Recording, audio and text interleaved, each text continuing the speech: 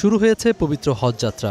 শুক্রবার মধ্যরাতে প্রধানমন্ত্রী তারেক রহমান আনুষ্ঠানিকভাবে এই কার্যক্রমের উদ্বোধন করেন। পরিদর্শন করেন আশকোনা হজ ক্যাম্প, ঘুরে দেখেন ক্যাম্পের সার্বিক পরিস্থিতি, কথা বলেন ক্যাম্পের কর্মকর্তা ও হজযাত্রীদের সঙ্গে।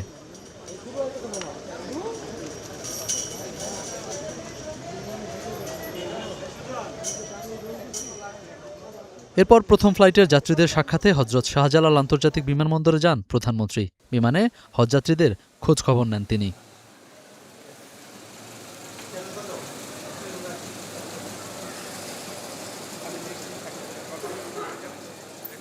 এ সময় আশ্বাস দেন চলতি বছর জনপ্রতি হজযাত্রার ব্যয় 12,000 টাকা কমানোর পর আগামীতে খরচ আরও কমানোর চেষ্টা করবে সরকার।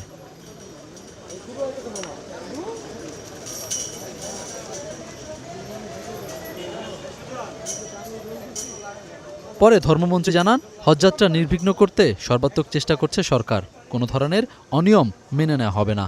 প্রধানমন্ত্রী তারেক রহমান সাহেব আজকে এই ফ্লাইটের উদ্বোধনী ঘোষণা করেছেন। উনি যে পরিশ্রম করেছেন, যেইভাবে উনি হেঁটে হেঁটে প্লেনের এক প্রান্ত থেকে আরেক প্রান্ত পর্যন্ত গিয়েছেন, হাজি ক্যাম্পে গিয়ে হাজিদের সাথে কৌশল বিনিময় করেছেন, আমরা সবাই ওনার কাছে কৃতজ্ঞ, আমরা ঋণী। মাননীয় প্রধানমন্ত্রী তারেক রহমান সাহেবের নির্দেশে এবং তার নেতৃত্বে হজ যাত্রা যাতে সুন্দর সাবলীল হয় এবং এখানে যাতে কোনো ধরনের অনিয়ম না হয় সেই ব্যাপারে তিনি একটি নির্দেশনা দিয়েছিলেন।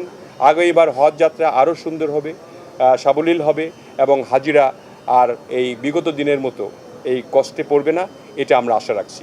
প্রথম দিনে 14টি ফ্লাইট ছেড়ে যাবে হজযাত্রীদের নিয়ে। এবছর প্রায় ৭৮,৫০০ জন হজযাত্রী সৌদি আরব যাবেন।